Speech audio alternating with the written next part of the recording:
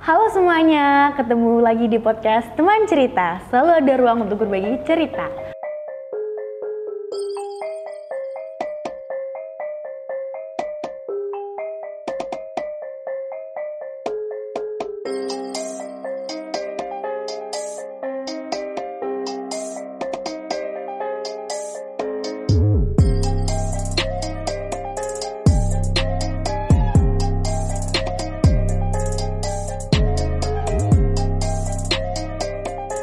Oke, di video podcast kali ini, teman-teman cerita, kita bakal ngomongin tentang preferensi seksual nih. Kalau di episode sebelumnya kan kita udah ketemu tuh sama beberapa teman yang menceritakan tentang preferensi seksualnya. Nah, di podcast kali ini kita juga ngomongin itu lagi, tapi ini kita mau membahas yang lebih dalam, lebih spesifik dan lebih intimate, dan tentunya mungkin ini bisa menjadi persepsi baru dan atau pandangan baru gitu buat teman-teman. Nah, kita bakal ngomongin tentang LGBT kayak gitu.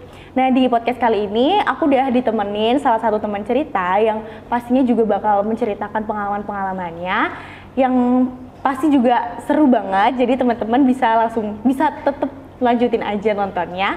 Kita kenal langsung aja sama kakaknya. Halo Kak. Mungkin bisa dikenalin ke teman-teman cerita di sini. Kakaknya udah jauh-jauh datang ke sini gitu. Oke, nama saya Marvel. Saya tinggal di Jogja. Halo Kak Marvel. Oke, Kak, ini sih aku mau langsung aja gitu ya, langsung ke topiknya. Kita kan podcast kali ini kita ngomongin tentang LGBT gitu, dan mungkin banyak orang yang di luar sana tuh langsung kayak fobia dan takut gitu waktu dengar kata-kata LGBT. Mungkin Kak Marvel bisa nggak sih mungkin menceritakan dulu atau jelasin dulu sebenarnya LGBT itu apa? Oke, LGBT itu adalah lebih ke orientasi seks. Jadi berbagai macam beragam kan di dunia ini, apalagi jadi ada ketika L itu lesbian, G itu untuk teman-teman gay, terus B itu bisexual, dan T-nya adalah teman-teman transgender, seperti itu. Jadi kalau misalnya lesbian itu ya pernah dengar nggak? Iya sering sih kalau lesbian ya. Lesbian itu adalah teman-teman yang dia punya ketertarikan secara emosional, secara seksual, dan secara berbagai yang ada di dirinya, pasangannya mungkin itu perempuan dengan perempuan, terus dan kalau untuk teman-teman gay itu adalah sama seperti teman-teman lesbian tadi. Jadi teman-teman laki-laki yang memiliki ketertarikan secara seksual, emosional itu kepada teman-teman yang dia laki-laki juga. Terus bisexual itu di mana dia yang punya ketertarikan dengan baik laki-laki atau perempuan, walaupun yang tertarik itu laki-lakinya tertarik dengan perempuan, dan dia juga tertarik dengan laki-laki juga, dan perempuan tertarik dengan laki-laki juga, perempuan juga, seperti itu. Kalau untuk transgender adalah teman-teman yang dia merasa dirinya baik laki-laki maupun perempuan, tapi tidak sama dengan gendernya dia. Jadi misal kayak seorang laki-laki yang dia merasa diri saya perempuan, terus perempuan yang merasa dirinya laki-laki, transmen sih lebih, transmen dan transwomen, seperti itu. Oke, terus kalau dari Kak Marvel sendiri, Kak Marvel termasuk yang mana ini? Saya gay. Mungkin bisa nggak sih diceritain ke teman-teman cerita gimana sih awal mula akhirnya Kak Marvel ini menemukan identitas dirinya, jati dirinya, dan gimana sih pergolakan selama hidupnya Kak Marvel yang bisa mungkin dibagi gitu ke teman cerita. Jadi pertama kali saya merasa punya ketertarikan kepada laki-laki itu adalah mulai dari SD kelas 6 pertama kali. Waktu itu saya nggak tahu istilah homoseksual, gay, atau yang lainnya yang seperti itu, saya nggak tahu. Setahu saya ketika laki-laki dan dia tertarik atau punya perasaan atau bagaimana atau sukalah, kalau anak-anak zaman dulu kan dengan laki-laki juga itu namanya banci kalau dulu saya pikirnya seperti itu. Dan menurut saya itu adalah hal yang sangat memalukan waktu itu. Jadi ya nggak mau kalau sampai seperti itu, dan saya nggak ngakuin waktu itu. Terus pertama kali saya tahu istilah homoseksual itu ketika saya bikin apa ya, diary, buku harian. Iya, buku saya dulu harian. seneng banget bikin diary, buku harian. Saya tulis di situ apa yang saya rasakan, kepada siapa saya rasakan perasaan saya seperti itu kan. Saya tulis di situ, ternyata dibaca sama kakak saya. Itu masih SD? SD, masih SD. Dia dibaca, terus dia bilang, iki opo, kalau bahasa Jawa begitu. Yeah. Ini opo, kayak gitu kan, ini apa? Nggak apa-apa, aku bilang. Ini cuma cerita, mau bikin cerpen. Waktu itu aku bilang begitu karena ya buku harian kan hanya boleh kita yang tahu, kayak gitu kan. Terus kalau laki-laki suka sama laki-laki itu namanya homo, dia bilang kayak gitu. Nah dari situ itu menurut saya menjadi kayak saya nggak seperti itu, saya nggak seperti itu. Saya menolak sampai akhirnya saya menerima itu di apa ya, umur berapa berarti, kelas 2 SMA. 2 SMA tuh 15-16 tahun nggak sih? Iya, 16 ya, tahun. Sekitar segitu, 16-17an. Baru saya ngerasa, saya nerima kalau oh ya, saya merasa punya perasaan dengan laki-laki juga. Saya coba buat punya perasaan dengan perempuan, saya menjalani hubungan dengan teman-teman perempuan dan punya pacar perempuan, dan ya saya tidak merasa bahagia, saya merasa kasihan. Maksudnya jadi kayak apa ya, membohongi aja. Bohongi diri sendiri gitu ya membohongi rasanya? diri dan pasangan. Oh iya. Gitu. Karena kita jalan nih malam mingguan sama cewek, waktu itu kan punya pacar cewek, SMA itu malam mingguan jalan kayak gitu-gitu, dan saya nggak merasa saya nggak bahagia sama kamu, saya nggak seneng sama kamu, saya begini karena saya menutupi agar saya tidak terlihat kamu nggak punya pacar, kamu homo, kamu sukanya sama laki-laki, seperti itu. Itu terus ya SMA mulai coba buat pacaran sama cowok dan merasa seneng aja. Maksudnya ada hal yang bikin saya jadi seneng deh gitu loh, kayak gitu. Mungkin kayak jadi istilahnya kayak ya ini tuh aku dan ini kepuasanku tuh akhirnya kecapai gitu ya Mas. Oh ya, terus nih kan tadi kan kakaknya udah cerita orang pertama yang tahu, ada nggak orang terdekat yang pertama tahu? Tahu setelah aku confess, maksudnya setelah aku menerima aku gay. Oke. Orang pertama yang tahu ada sepupu. Oh iya. Iya. Responnya dari orang terdekat itu gimana Kak? Waktu itu dia bilang ya udah gitu loh. Kalau misalnya begitu ya mau di gimana. Tapi dia bilang memang coba kamu punya pacar cewek deh kayak gitu, ya itu pertama kali. Kalau dari keluarga dan teman-teman gitu ada yang tahu juga nggak Kak? Atau kalau dulu sih enggak, cuman saya pernah ada di fase dimana ketahuan. Itu juga SMA kelas 3, jadi masih dengan hobi yang sama, nulis diary kan. Dan orang yang punya diary harusnya kita bisa simpen baik-baik tuh diary kan, jangan sampai ada yang tahu, ada yang baca kayak gitu. Ternyata dibaca sama ibu. Oke. Jadi dibaca sama ibu. Waktu itu saya belum, saya main tapi sengaja nggak pulang, dan tiba-tiba di SMS. Waktu itu SMS kan masih ini SMS itu, iya marah banget. Ya apa ya? Jadi di rumah itu heboh banget lah waktu itu kayak gitu-gitu. Terus akhirnya bisa sampai di titik ini gitu gimana Kak? Akhirnya Kak Marvel bisa menerima diri dan akhirnya ya emang ini aku kayak gitu. Itu tuh gimana ceritanya? Saya lebih agak ya mengalami perjalanan panjang sih ketika saya ditanya sampai di fase sekarang sangat menerima diri, maksudnya sangat menerima mempunyai perasaan, laki-laki yang punya perasaan dengan laki-laki juga, itu adalah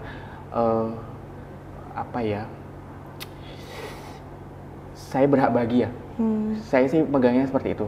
Apa yang menurut saya bahagia saya lakukan, karena ketika saya harus melakukan hal yang tidak membuat saya bahagia, atau bahkan ketika saya memaksakan diri untuk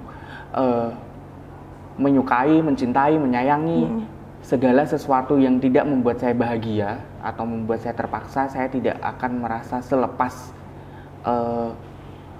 teman-teman ketika bahagia ya kayak gitu. Dan ya udah, banyak hal yang saya ambil resiko ketika nanti masa depan bagaimana, seperti itu saya ambil. Dan menurut saya harus punya plan B ketika kamu tidak bisa membahagiakan orang-orang di sekitarmu dengan cara seperti orang-orang yang lain. Bahagiakan teman-teman di sekitarmu itu dengan caramu agar kamu bahagia dan teman-teman di sekitarmu ikut bahagia, seperti itu. Oke, kalau dengar dari ceritanya Kak Marvel kan ini kayak menurutku ya itu tuh kayak keren banget gitu loh Kak. Kayak kamu bisa menemukan dirimu, kamu bisa yakin ya ini tuh aku dan aku seperti ini dan aku bahagia melakukan ini, dan menurutku mungkin itu hal yang nggak mudah gitu. Ada nggak sih Kak saat-saat yang paling berat yang Kak Marvel ini lalui dan mungkin bisa bisa membuat Kak Marvel tuh semakin yakin bahwa ya emang di dunia ini tuh emang ya cuman kita sendiri dan cuman kita sendiri bisa membahagiakan kita, dan harus yakin terhadap diri kita sendiri gitu loh. Banyak sekali kalau kejadian yang bikin saya bilang saya harus membahagiakan diri sendiri dulu untuk bisa membahagiakan orang-orang di sekitar kita. Yang pertama, kejadian yang paling banget teman-teman sering banget bilang ini akhir dunia aku deh, ini besok pagi mati begini pengen bunuh diri dan sebagainya, adalah patah hati. Ketika kita punya perasaan dan kita berekspektasi lebih dengan pasangan, pacar, atau ya entah siapalah yang dia suka atau dia taruh perasaannya kepada seorang itu, tapi ternyata tidak sesuai dengan apa yang diharapkan, itu akan membuat semua orang merasa dunia hancur, kayak gitu kan. Itu salah satu hal yang bikin saya berhak buat bahagia. Ketika saya merasa saya bahagia, saya bisa membahagiakan banyak teman-teman. Dan kalau misalnya saya punya perasaan dan saya sakit hati atas pasangan saya mungkin, atau orang yang saya suka, dia membuat saya sakit hati, mungkin dia bukan orang yang tepat buat saya, dan saya akan lebih bahagia dengan orang lain, seperti itu. Lebih banyak disakit hatinya sih, kayak gitu. Kalau dari orang-orang terdekat kayak keluarga, orang tua, dan anggota-anggota keluarga yang lain gitu, sampai sekarang gimana ke Kak Marvel? Apa sudah menerima atau kayak gimana? Kalau menerima sih, saya rasa kalau dari keluarga saya rasa tidak akan bisa menerima, mungkin saya nggak tahu. Kalau sampai sekarang mereka taunya ya udah, karena terakhir kali saya membuat statement ke keluarga adalah saya kemarin cuma butuh perhatian, itu terakhir kali. Dan mereka berpikirnya saya cuma butuh perhatian aja, cari perhatian di luar, dan perhatian yang saya dapat ada perhatian yang salah, mungkin seperti itu. Dan saya nggak pernah sama sekali ngobrolin ini dengan keluarga karena saya tidak mau bikin rame gitu. Jadi ya balik ke itu tadi sih, ketika saya merasa bahagia dengan apapun yang saya lakukan, saya akan bisa membahagiakan siapapun di sekitar saya. Walaupun saya tidak bilang langsung dengan keluarga, saya gay sebenarnya.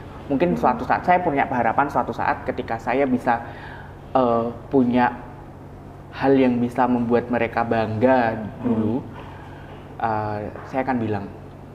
Pernah beberapa kali ditanya, kamu nggak pengen nikah, punya keluarga, kayak gitu kan? Itu kan jadi kayak hal-hal yang ditanyakan setiap keluarga, setiap orang tua kepada anaknya, ketika anaknya itu merasa dirinya adalah saya gay, lesbian, biseksual, transgender, seperti itu kan. Saya jawab, saya belum siap untuk menikah karena menurut saya masih muda. Saya masih mau membahagiakan diri saya dan keluarga, itu alasan saya. Dan bagaimana tanggapan sampai sekarang ya nggak pernah dibahas dan nggak pernah ditanya. Mungkin mereka tahu, nggak ada orang tua yang nggak tahu anaknya bagaimana sih. Tapi memang mungkin sama-sama menjaga perasaan. Iya. Berarti mungkin sama-sama itu tadi ya, menjaga perasaan. Tapi pernah nggak sih Kak kayak disaranin gitu suruh ikut pengobatan alternatif? Karena mungkin masyarakat di Indonesia kan selalu menganggap fenomena LGBT ini sebagai wah itu mungkin dipengaruhi oleh roh jahat, roh setan kayak gitu. Pernah nggak sih kayak? Oh pernah. Pernah. Itu pernah, gimana? Pernah waktu pertama kali ketahuan itu disarankan datang ke orang pintar, kayak di mandiin tengah malam, mandi kembang seperti itu, kayak oh ini ada yang nempelin, ini ada yang bawa, ini ada yang begini, ada yang bikin kayak gitu-gitu. Ya percuma gitu loh, maksudnya. Iya. Buat apa kalau misalnya itu datang dari perasaan dari diri sendiri, sama kayak orang males, orang mager gitu kan. Kalau orang itu mager ya udah mager aja sampai nanti dia nggak akan ngelakuin apa-apa. Iya. Berarti kalau Kak Marvel sendiri tuh kalau cari pasangan berarti sekarang udah yang langsung sesama atau yang kayak gimana? Sesama jenis. Iya. Otomatis saya cari pacar cowok juga. Aku sempet ini sih Kak, ini aku mau nanya, ini boleh ntar kalau dikat aja ya. Iya. Aku sempet kepikiran ini sih Kak, kalau misalnya kita udah tahu nih, aku misalnya juga aku lesbian gitu. Terus aku gimana caranya aku tahu, misalnya aku tertarik sama seseorang ini, gimana akhirnya nanti aku tahu dia itu juga memiliki ketertarikan juga ke aku. Itu kayak gimana sih Kak? Bisa diceritain nggak? Sebenarnya sama aja ketika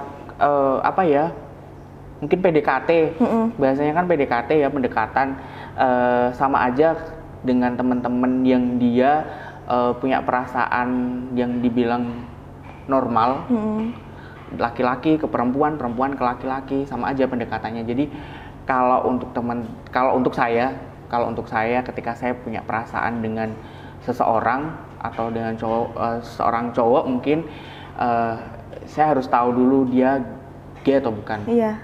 Taunya dari pertama sosial media. Saya bukan orang yang seneng kayak ngira-ngira terus ngambil kesimpulan oh dia gay. Saya nggak bisa, nggak seneng dengan begitu. Takutnya nanti kalau misalnya oh ya saya mengutarakan perasaan saya ternyata dia bukan gay kayak gitu kan. Biasanya sih lewat sosial media, dating apps kayak gitu-gitu. Terus dari teman ke teman kayak gitu-gitu. Terus bagaimana pendekatannya lebih sama. Terus ya kita jalan bareng. Kalau dia merasa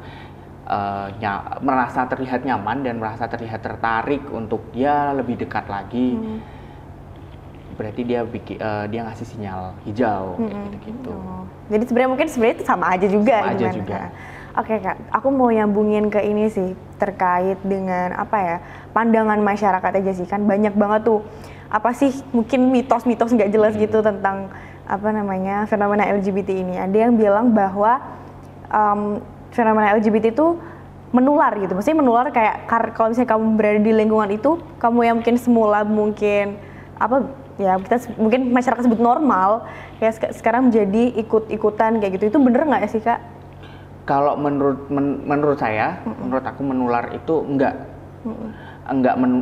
bukan menular, cuman kembali ke pribadi masing-masing. Misal nih, saya adalah seorang yang normal atau heteroseksual dalam masyarakat, laki-laki yang menyukai perempuan seperti itu kan, dan saya kumpul dengan teman-teman yang dia gay. Terus saya sering banget tuh sama teman-teman gay. Terus apakah saya bisa tertular jadi gay juga? Menurut saya sih kembali ke saya sendiri. Ketika saya itu merasa oh ya,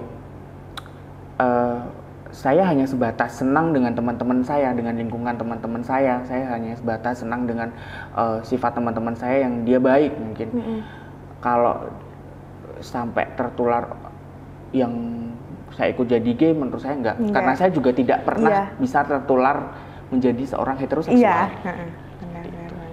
Terus sama ini juga sih Kak, tentang anggapan bahwa HIV itu banyak ditularkan oleh teman-teman LGBT kayak gitu. Padahal fenomenanya bahkan di Jogja yang terkena HIV itu ibu-ibu rumah tangga gitu. Pak, pandangan dan tanggapan Kak Marvel gimana nih?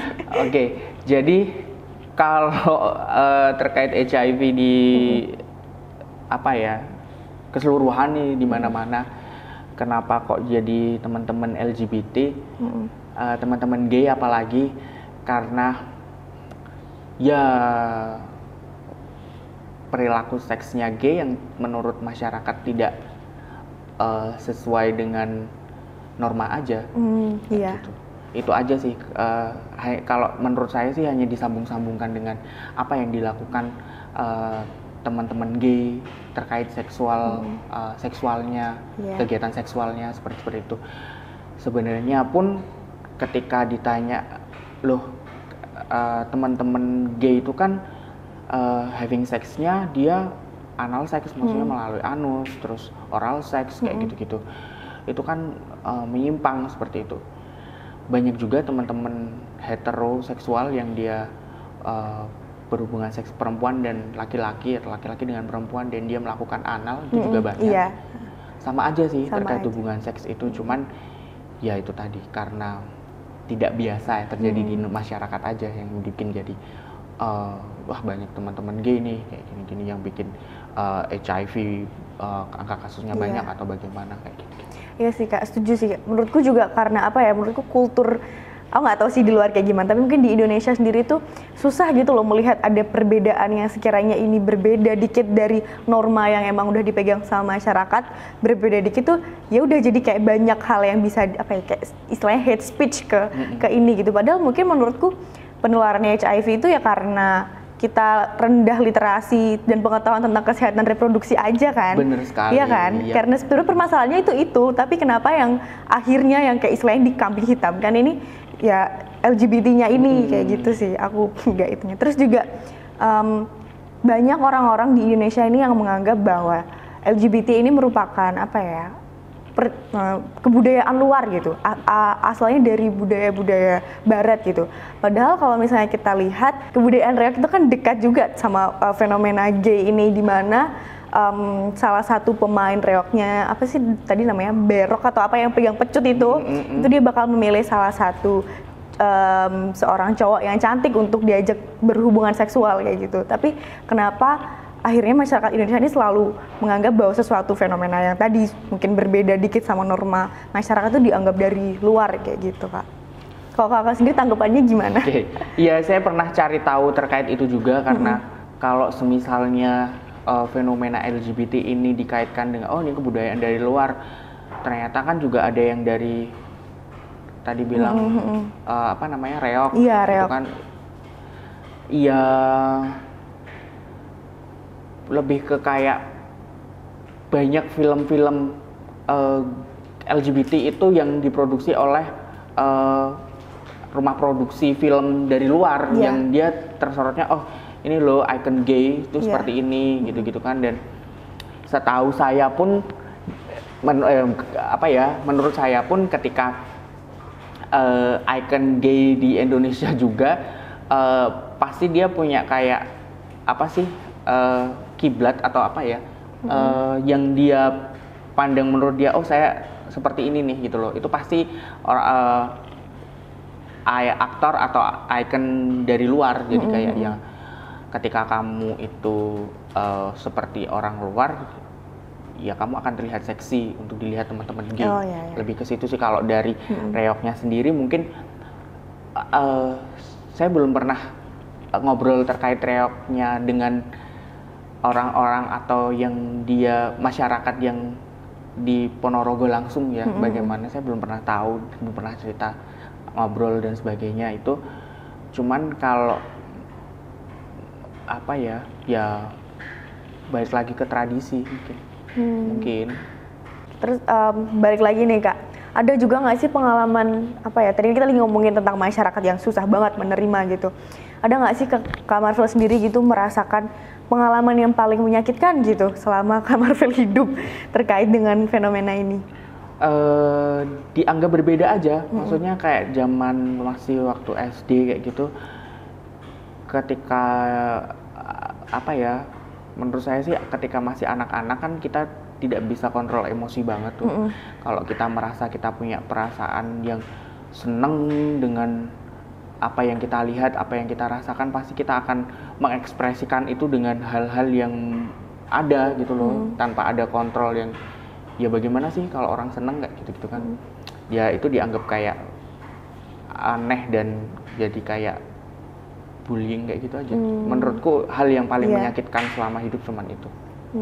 Yang lainnya ya problem ketika hidup aja sih. Oke Kak. Ini sih aku pernah juga sempat baca di berita tuh ada di Jakarta kalau nggak salah penggerebekan pesta gay kayak gitu. Kalau dari Kak Marvel sendiri ada nggak sih pengalaman-pengalaman juga yang menarik kayak gitu yang mungkin bisa diceritain, atau mungkin Kak Marvel pernah juga diajakin gitu, ayo kita berpesta atau gimana? Kalau diajakin pernah, cuman kalau saya melihat terkait pesta gay, party seks gay apalagi, selagi mereka tidak perlu show up terkait apa yang mereka lakukan, menurutku ya itu kan menjadi ranah privasi setiap orang. Kalau mereka memang fantasi seksnya itu bersama-sama yang banyak banget, ya mungkin mereka senang dengan begitu. Kalau saya sendiri sih saya merasa tidak senang karena itu terlalu apa ya, rame dan bingung milih pasangan nih kayak gitu kan, banyak banget kayak gitu. Dan kembali ke perorangan itu tadi sih Kak, maksudnya ya kamu merasa bahagia dengan begitu ya kamu berhak kok melakukan itu. Yang penting kamu nggak perlu show up, toh juga pasangan laki-laki dan perempuan pun yang melakukan party seks juga banyak. Sih Kak, bener banget. Aku juga mikirnya tuh kenapa masyarakat itu selalu kayak kebalik-balik gitu loh. Urusan privat dijadiin urusan publik yang bener-bener misalnya berhubungan sama kebijakan atau apalah itu tuh dijadiin enggak lah itu kan urusan privat kamu sendiri kayak gitu. Kenapa jadi kayak kebalik-balik gitu? Aku kadang sering kalau misalnya baca berita atau baca sesuatu yang baru tuh aku sering kesel sendiri, dan ya gimana ya, aku juga termasuk dalam society itu, tapi kenapa realita yang ada tuh selalu yang ya kayak gitulah kan. Terus kalau buat aplikasi, balik lagi tadi ke aplikasi gitu, Kak Mafra pernah akses aplikasi, biasanya tuh apa aja sih Kak aplikasinya? Grindr ya gitu? Atau? Oh iya, pernah dulu punya dating apps yang famous banget, yang populer banget kan, Grindr, Hornet, Blood kayak gitu-gitu. Itu ya cuman itu sih. Tapi pernah nggak misalnya pakai dating apps terus akhirnya ya udah kita ketemuan di dunia langsung nyata gitu, pernah juga? Kopi darat gitu ya? Kopi darat. Pernah juga. Sering kayak gitu. Oke, biasanya kalau ketemuan gitu aneh nggak sih Mas? Kerja kayak kan mungkin kita sering PDKT-nya kan baru lewat virtual nih, terus kayak langsung ketemu itu biasanya tuh gimana? Ngobrol-ngobrol atau biasanya ngapain aja sih? Iya, yang terjadi di secara umum ya, untuk teman-teman yang ada di dating apps itu, kalau misalnya dia memang dari dating apps-nya dia nyari pasangan atau mungkin nyari teman, ya dia akan bilang kalau dia hanya cari teman atau dia hanya cari pasangan. Tapi kalau misalnya dia memang mungkin butuh friends with benefit, mungkin dia akan melakukan having sex mungkin seperti itu, dan ya hanya sebatas having sex mungkin. Terus kalau ngobrol-ngobrol atau sampai PDKT itu balik lagi ke si dua orang itu mau lanjut nggak buat ngobrol. Berarti emang kayak di awal tuh emang udah kesepakatan dulu ya, kayak oh aku emang cuma cari temen doang gitu. Oh aku butuh temen yang aku bisa having sex kayak gitu. Emang dari awal emang udah jelas kayak gitu ya Mas? Atau seiring berjalannya waktu itu akan terungkap sendiri atau kayak gimana?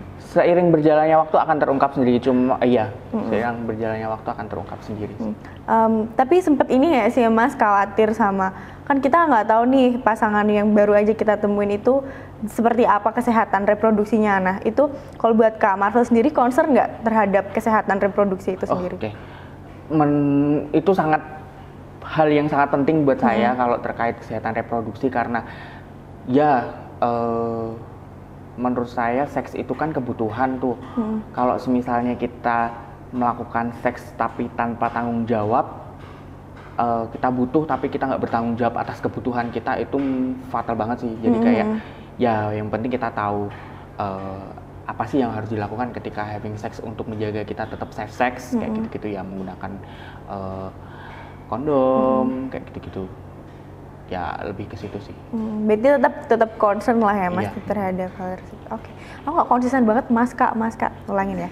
Berarti concern banget ya Kak terhadap hal itu. Oke, terus kalau ini sih Mas, aku juga penasaran kan, biasanya kalau misalnya kita dalam berhubungan di relationship gitu, pasti kan kayak ada jealous atau cemburu gitu. Nah kalau dari pengalamannya Kak Marvel sendiri tuh pernah nggak sih yang pasangannya tuh ya yang jealous gitu, dan biasanya yang dijealousin itu juga sesamakah atau cewek juga jadi ikut sasaran gitu kalau misalnya ketika Kak Marvel terlalu dekat atau kayak gimana? Oke, kalau dari pengalamanku sendiri sih pernah kalau jealous lebih banyak yang merasa jealousnya saya. Oh iya. Saya yang ngerasa lebih sering jealous sama pasangan. Jadi kayak kalau saya itu lebih jealous ketika pasangan saya itu dekat dengan cowok lain. Pikiran udah macem-macem kayak gitu. Maksudnya mungkin dia punya hubungan atau bagaimana kayak gitu-gitu. Cuman saya nggak pernah mau nanyain, lebih ke kayak nuduh aja kayak gitu-gitu. Tapi kalau misalnya ketika pasangan saya itu dekatnya dengan cewek, itu jealousnya nggak ada jealous malah, atau hampir ya nggak pernah jealous kalau sama cewek. Maksudnya ketika pasangan saya sama cewek kayak gitu. Kembali ke masing-masing sih kalau jealous itu. Ketika jealousnya dia ada yang over banget, mungkin dengan siapapun dia akan lebih jealous. Maksudnya ya jealous banget seperti itu. Terus tadi kan Kak Marvel juga udah pernah ceritakan tentang dulu udah pernah mencoba untuk relationship sama cewek gitu, tapi yang dirasain feel-nya beda. Apa sih Kak yang akhirnya bikin Kak Marvel ngerasa ini beda deh? Apakah itu secara emosionalnya atau mungkin looks atau fisiknya itu juga menjadi pertimbangan atau kayak gimana sih Kak? Kalau dari saya sih, kenapa kok saya lebih nyaman ketika menjalin hubungan dengan cowok, karena ketika sama cewek itu kayak perhatian yang harus lebih ngasihnya itu kita. Saya gitu, ngasih perhatian lebih kayak gitu. Dan ketika saya pacaran sama cowok, saya lebih banyak dapat perhatian. Itu yang bikin jadi kayak memang saya butuh perhatian gitu. Gitu. Jadi lebih ke afeksi psikologisnya kali ya Kak, lebih dapetnya itu perhatiannya ketika berhubungannya itu sama cowok kayak gitu. Iya, dan lebih ke ini sih, kan banyak tuh nggak di hubungan aja sih, maksudnya nggak ada di hubungan yang secara perasaan, maksudnya hubungan di pertemanan pun ketika cewek nih, yang tahu perasaanku itu ya cuman temanku cewek kayak gitu kan, karena kita sama-sama cewek kayak gitu. Dan ketika menjalin hubungan dengan cowok juga, karena saya cowok, ya menurut saya apa yang menjadi hal yang kena banget nih di perasaan itu pasti pasangan lebih tahu deh. Iya. Kalau itu pasangannya peka, kalau enggak juga enggak, sama aja. Iya, tapi balik lagi nggak sih ke orangnya tergantung. Oke. Terus ini Kak, mungkin di acara televisi kayak di lawak-lawakan tuh kan banyak ada kayak pemeran yang mungkin perilakunya ini bisa disebut ngondek atau banji gitu, dan selalu dianggap kalau misalnya orang yang ngondek atau banji itu ya pasti preferensi seksualnya itu sesama atau misalnya gay kayak gitu. Itu bener nggak sih? Terus kalau misalnya ini terkait sama di gym, tempat nge-gym gitu, banyak kan yang cowok-cowok yang nge-gym terus kayak show off otot-ototnya kayak gitu, juga selalu bilang kalau dia itu termasuk ke gay. Nah sebenarnya bisa nggak sih kita mengkaitkan gimana penampilan seseorang atau perilaku ngondek itu tadi ke gay ini? Enggak, kalau menurut saya enggak. Karena itu adalah ekspresi setiap orang. Ekspresi setiap orang. Kalau misalnya orang itu ngondek terus dihubungkan ngondek tuh gay kayak gitu, itu sama sekali nggak bener. Toh sudah banyak yang sudah menjadi contoh gitu loh. Banyak sekali lah mungkin yang ngondek itu dia nggak punya perasaan dengan cowok, mungkin, tapi kalau perasaan kan kembali ke masing-masing kan. Kalau menurut saya sih ngondek terus dikait-kaitkan dengan gay atau ya dia tertarik dengan laki-laki juga, itu enggak banget. Sangat enggak banget, enggak setuju banget. Kalau terkait yang di gym, yang dia showing up otot-ototnya kayak gitu-gitu, ya enggak setuju juga. Karena kalau misalnya teman-teman gay itu digambarkan dengan orang-orang yang berotot di gym, main gym itu pasti gay kayak gini-gini, enggak juga. Standar seksi seorang cowok itu kan biasanya dengan otot tuh, Gatot Kaca tuh, otot kawat tulang besi gitu kan. Jadi ya cowok itu harus gagah gitu loh. Dan ketika teman-teman itu, saya senangnya dengan orang-orang yang gagah, ya pasti dia akan datang ke gym untuk nge-gym biar badannya gede kayak gitu-gitu. Tapi kalau misalnya dia bukan gay, ya dia datang ke gym untuk dia sehat mungkin. Oh ya Kak, mungkin aku mau nanya buat misalnya kayak kedepannya gitu sih Kak, ada nggak sih kepikiran untuk akhirnya besok tuh tetap mungkin menuruti perkataan orang tua gitu, bakal menikah dengan yaudah sama perempuan, atau ya Kak Marvel tetap jadi Kak Marvel yang sekarang, terlepas besok mau menikah atau enggak, pasti plannya Kak Marvel ke depan tuh ya udah tetap menjadi Kak Marvel yang sekarang ini. Oke. Kalau ditanya itu, saya lebih memilih untuk jawaban yang kedua. Karena saya orang yang kayak, saya tidak mau memaksa hal yang membuat saya tidak bahagia. Misal, saya bilang saya akan menikah. Biasanya kan dia setiap orang punya plan tuh kan, maksudnya punya target, saya akan menikah di umur segini, di umur segini. Ya kalau misalnya pada waktu itu dia memang ready untuk menikah, ternyata enggak, saya enggak mau begitu. Kalaupun nanti ditanya atau dipaksa untuk menikah, saya jawabnya adalah saya belum siap untuk membahagiakan pasangan saya dan keluarga saya. Gitu. Pertama, saya harus membahagiakan dulu diri saya. Jadi saya lebih memilih untuk kita tidak tahu nanti di depan. Ya kalau misalnya suatu saat nanti saya diberikan kesempatan untuk mempunyai keluarga kecil, membangun rumah tangga dengan pasangan, istri dan anak-anak kayak gitu, ya saya akan berusaha membahagiakan istri dan anak-anak saya. Cuman kalau misalnya nanti ke depan adalah saya masih nyaman dengan apa yang saya jalani, saya akan tetap menjalani apa yang membuat saya bahagia. Gitu. Mungkin terakhir nih Kak, ada nggak sih pesan-pesan buat teman-teman cerita yang sekarang lagi nonton nih di YouTube? Bisa disampaikan aja ke teman-teman cerita. Kalau terkait pesan adalah untuk teman-teman yang merasa dirinya merasa masih bergejolak tuh terkait perasaan. Saya punya perasaan yang menurut saya salah. Lebih ke kayak cintai diri sendiri dulu. Cintai diri sendiri dulu. Ketika kamu sudah mencintai diri sendiri dan menerima dirimu sendiri, kamu akan bisa mencintai segala sesuatu yang ada di sekitar, baik siapapun itu dan apapun itu. Aku setuju banget tuh Kak, cintain diri sendiri dulu, baru akhirnya kita bisa mencintai orang-orang di sekitar kita. Makasih banyak Kak Marvel udah mau berbagi cerita di podcast Teman Cerita kali ini. Mungkin Kak Marvel bisa ikutin aku, ini closingnya. Jangan lupa like, comment, subscribe, dan share ke teman-teman kalian supaya podcast ini semakin berkembang dan kita bisa semakin belajar bersama-sama. Sekali lagi makasih Kak Marvel. Terima kasih banyak. Teman-teman, see you next time. Bye-bye.